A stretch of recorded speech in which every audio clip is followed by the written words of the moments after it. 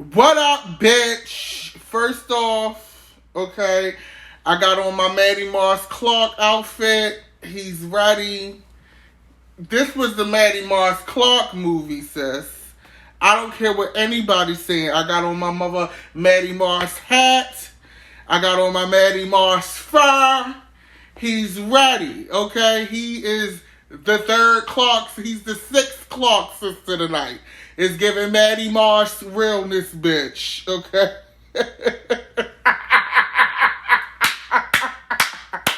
I had to be ready. I said, I gotta be dressed for the occasion for this. You know, every time I do one of these movie reviews, I have to dress like a character. Now, first off, shout out to Anjanou Ellis, who played Mattie Moss Clark, because this was her movie, bitch.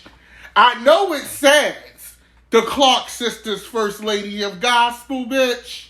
But this was the Mattie Moss Clark movie, bitch. Okay? That's all I got to say about that. It was the Mattie Moss Clark movie. Okay? It was giving furs. It was giving hats. She was giving you looks. I feel like that's a signature look. Okay? It's signature. Yes, D, I am serving Mattie Moss Clark realness. So, first off, I feel like this is the first film that I've seen, like, of these biopics that Lifetime has done that they didn't fuck up. Okay? I think, yes, here's the thing. We have to look at it in scope. Okay? Now, is this HBO worthy? No, it's not. Is this Netflix worthy? No, it's not. Is it BT biopic worthy? Close. I think for what it was, for it to be, I got several of these hats. Somebody said, look at them. I got them all different colors. For what it was, I think Lifetime, and I'm grading Lifetime against Lifetime right now. Grading Lifetime against Lifetime, they did a good job. I think some of the time jumps were a little jarring, but I get it. It's a made-for-TV film, so I'm not expecting certain budgetary things that I would get from a major motion picture. But I will say this. Even with this not being a major motion picture and a made-for-television film, once again, Anjanou Ellis needs to be in the conversation come Emmys. She needs to be in the conversation because her portrayal, I don't know why she's not booked for more stuff. Because I also, if you saw If Beale Street Can Talk, which Regina King won the Oscar for, there's a living room scene in that film that is absolutely amazing. And Anjanou Ellis kills that scene with Regina King and the rest of the actors. So I think, honestly, she stole the film. And I think that she deserves every bit of shine that she's going to probably get from this film. Now, what I loved was the singing was on point, but you cannot do a Clark Sisters film, bitch, with bad singing. So I think the singing you had to get right. It had to be right. I enjoyed the beginning half of the film, showing them getting started and everything that Mattie did. I enjoyed that piece a lot more than the latter half. The latter half did feel a little rushed to me. But that's just me. Maybe some people didn't feel that way. But I feel like the beginning of the film, I gotta keep my fur together, my look. I gotta give Mattie realness. The beginning of the film, I think, was hashed out beautifully. I think that they did a great job. Also, too, it shows the power of women in music. I think even if you're not a gospel music fan, if you work in music, if you're a woman in any type of profession, I think that you can relate to this story. And I think that Mattie Moss Clark finally got her flowers on a national scale that she probably never got. Because to have a woman working in such a restrictive genre of music and to be producing the music, putting it together, writing it, coordinating it, getting little girls, together to sing, handling the business, knowing how to read contracts. And this is a black woman in the 60s and 70s and the 50s. That was amazing. And I think that needs to be shown. I think that she did an excellent job embodying Mattie Moss Clark when she threw that motherfucking shoe and she said, "Dorinda, are you singing the Cats?" I hollered. When she told to read, number one, Mattie was reading. When she told Denise she was living a raggedy life, I fell the hell out. I just did. And it also shows how grown. It's so many gems in this film. It also shows growth. You know what I'm saying? Like when she tells Twinkie, first off, Twinkie bitch, you selling your whole catalog for a Lincoln, sis? A whole Lincoln? And I don't mean no disrespect. I'm just reviewing the film and the facts because the Clark sisters are known for coming for you on social media. And I'm not trying to argue with the Lord's people. Okay? But Twinkie, a Lincoln Twink. Not a Lincoln. No. I'm just saying, I think that they did a good job on that and showing the pitfalls of the music business.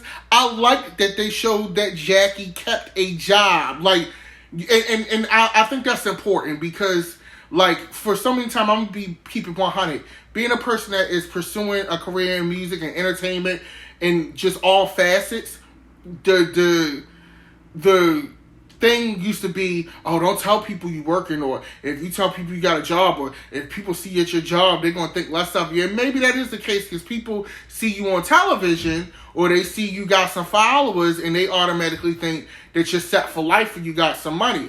And what I liked about this film was it shows that that's not the case. Them ladies still had the tour. Jackie ass was still changing out bedpans and shit, even with a Grammy, bitch. Okay? That I think that needs to be shown. And also too, that's great for up and coming musicians because you don't have to feel like, oh, what am I going to do, or I ain't shit, or maybe I shouldn't be pursuing my dream because I have to work. You know what I'm saying? I think that is I think that was really, really, really, really good to see. I think it was something that needed to be shown. The girl that played Dorinda in the beginning of the movie, where she had her little solo moment, she had that smoky, I don't know if it was a voiceover or not, she had that smoky Dorinda tone down, bitch. It was giving tone down, okay? Like, down. And I like how they had Dorinda sing the Mattie Moss part that Ingenue Ellis lip synced to when they first got to the convention. If you're a Clark Sisters fan, I really believe that was Dorinda singing that piece. I think the wigs were okay. The wigs weren't terrible. I think the person, once again, who looked the best the entire movie was Ingenue Ellis as Mattie Moss Clark. I mean, this is the story of a matriarch, who had a vision for her girls, kept to that vision, and also how sometimes being a trendsetter isn't easy, and you're not going to get all of the roses and accolades. And it was interesting, when she went to the church council and they were like, you performed on the Grammys, either you stop performing with your daughters or you're getting excommunicated. And I think about that song, just You Brought the Sunshine, and everything that the Clark Sisters did. They had a record with Melly Mel in the 80s. Computers rule the world, but God is in control. That's a deep cut, bitch. You gotta be really in the know to know that one. Okay. That's from the Conqueror album, bitch. Yes, because I'm really about that life. Anyway.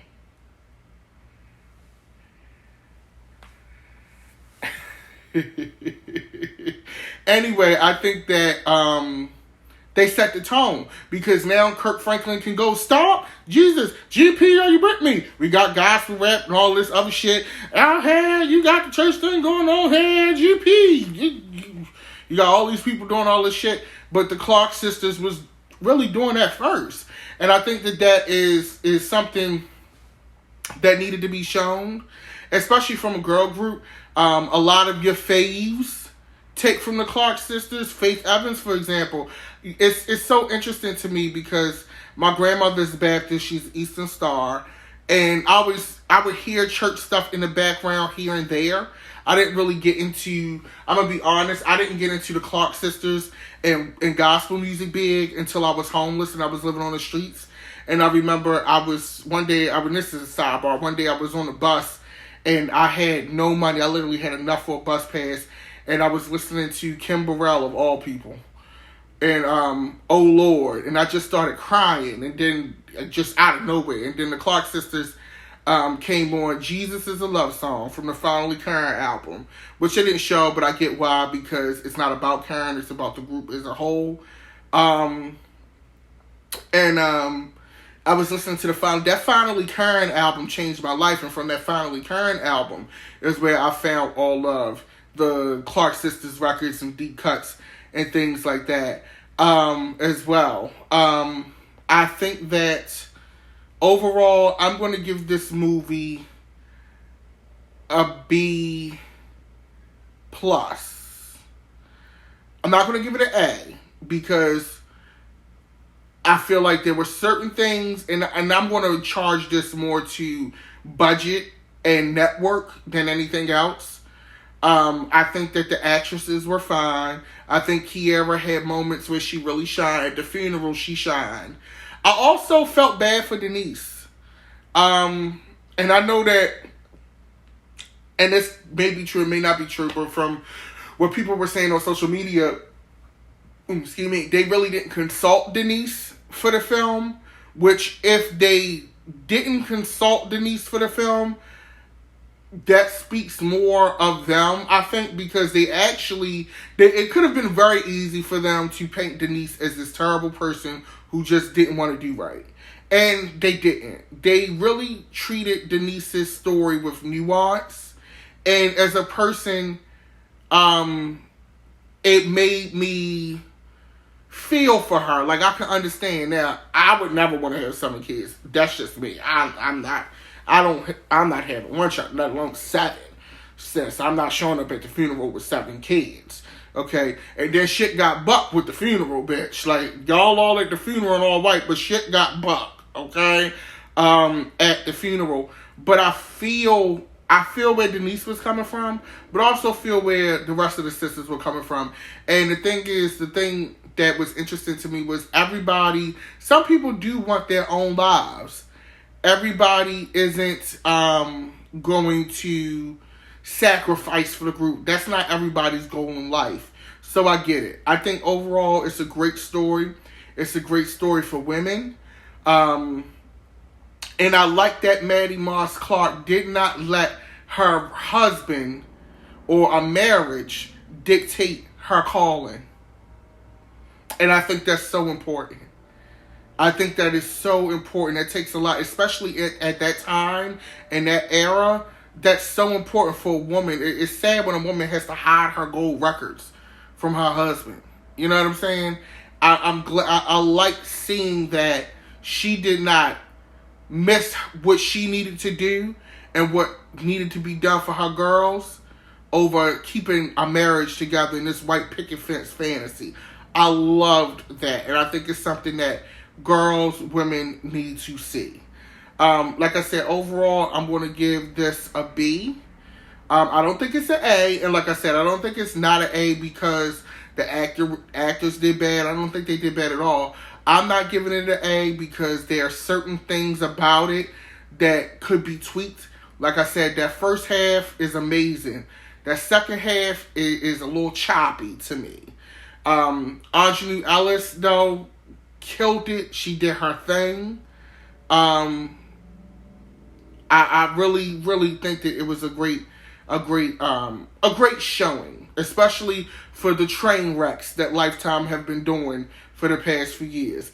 Now, Lifetime, while we on the subject of Lifetime, they must be rebranding themselves as the Black Woman Network, because, bitch, I've seen every Black woman movie coming out on Lifetime, bitch. They had a movie with Rudy from the Cosby's, bitch, and that Salt and Pepper. Now, look, I made me Salt and Pepper. I rap, so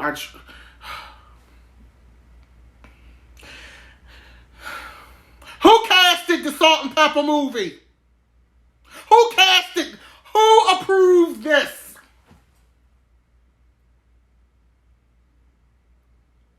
I don't believe it. The Salt and Pepper movie, and I could be wrong, but based on that trailer, honey, it's a chop. It is a chop.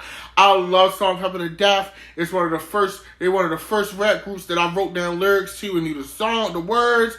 But honey, it's a chop.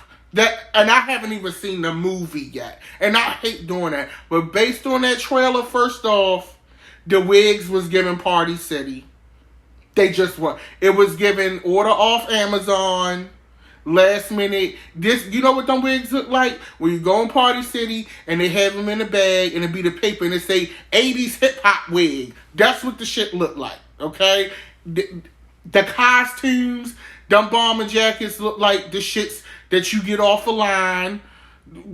80s hip hop dancer costume. I mean, here's the thing that I don't be getting with these TV movies. And here's the thing. I am not in Hollywood yet. But as a person who has done musical theater and just loves to put together dramatic looks, I still can't believe that these people have the budgets that they have and they deliver the wigs that they did. I don't get it. It would have taken nothing out of the budget to get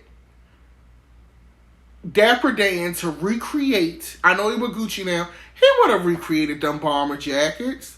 Or you could have gotten a that I ain't gonna lie, the Salt and Pepper movie, that shit looked cheap as hell. It looked like a TikTok version of what that movie is supposed to be. And that's not good. And that's just from the fucking trailer.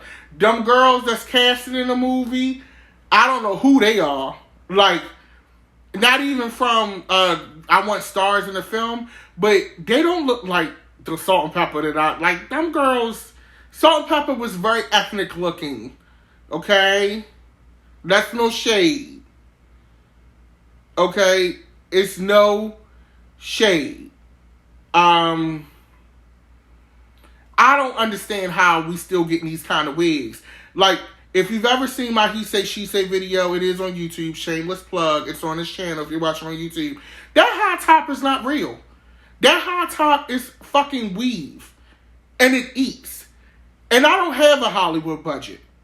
I'm pinning shit together. And my shit looks better than that. That's no shade. That shit looked a fucking mess. I'm not excited. I wish they would leave Whitney Houston alone. I get it. Like, let Whitney rest. Okay? Let Whitney rest. Okay? I'm tired of seeing Mother Wit documentaries about her death and her drug use. We get it. We know. But like I said, overall, Clark sisters, I'm going to give it a B+. Yeah, a B+. I'm going to give it a solid B+. It ain't an A. It ain't an A. I wanted it to be a classic, but it's not a classic, I don't think. It's not a classic. They flushed out and did those time jumps a little better in the second half, beefed up the budget a little bit, then we can probably talk classic. Also had a little bit more emotional dialogue because I think a lot of the great writing was given to Aunjanue Ellis as Mattie Moss Clark, or that could just be a testament to how great of an actress she is. But I think Mary J, Missy, and Queen Latifah, because that's who the executive producers are. Also, I think Aunjanue Ellis was a executive producer on it as well. I think they did a good job. I mean, for this to be their first outing working on films together, I think that they did a good job. But I liked it. I think it's good. Kiara did a good job. It's her first outing. I wasn't mad at it. But yeah, that's my review on Clark Sisters, First Ladies of Gospel. Now I'm getting ready to go finish Little Fires Everywhere because I started that today and I'm gagged already. Okay, no shade though, but Reese Witherspoon will always be Elle Woods to me. Until then, you but The sunshine. You bought the sunshine. Bitch, you can't tell me I don't look like motherfucking Mattie Moss Clark right now, bitch. Y'all have a good evening.